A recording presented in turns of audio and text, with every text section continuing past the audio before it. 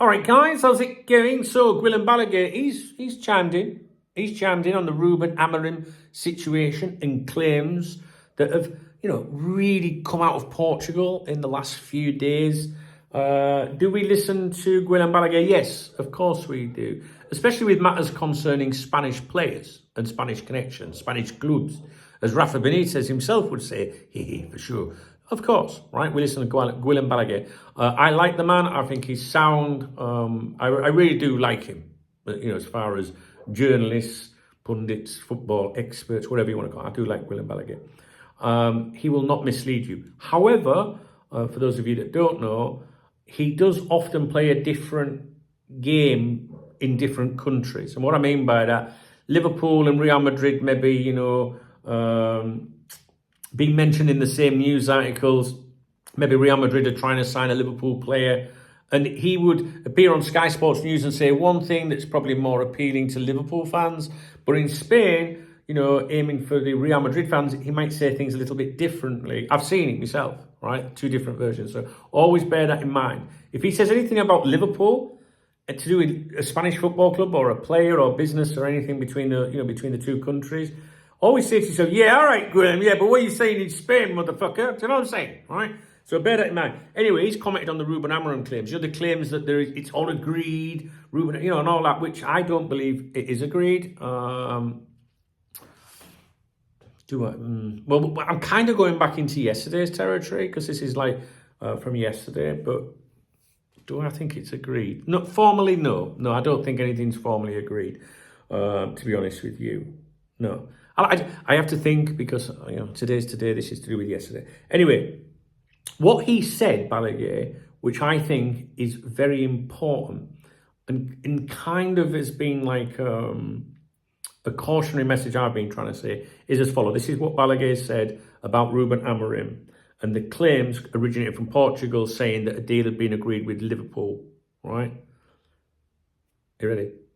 This is the kind of story that eventually may be true because quite clearly he is a target, but not the only one. Now, I know what you're thinking. You're thinking, hang on, Doug, that's not very exciting. No, what he's saying to you is it's the kind of story that eventually may be true. So if a journalist is making claims, it's because it might really come true. So some journalists can gamble and say, this is what's happening, guys, exclusive, because it's highly likely that it's going to happen. And that's what he's trying to say there, if you think about it. This is the kind of story, meaning, come on, that eventually may be true. Because quite clearly, obviously, they're trying to get him. So if someone's making those claims, they might come true. You want the same wavelength as me? But he's not the only one, meaning he's not the only person on the shortlist. And if you were to ask me who I think is on the shortlist now, as of now, I would say Julian Nagelsmann. And I would also say Thiago Motta at Bologna. I know there are claims that he's going to go to Juventus, but I'm not sure there's been anything official on that front. And maybe that is exactly what is going to happen because Liverpool haven't stepped into that, right? But if they did, maybe that would change Motta's thinking. You get my drift? The point I'm trying to say in this video, I listen to Balague'S.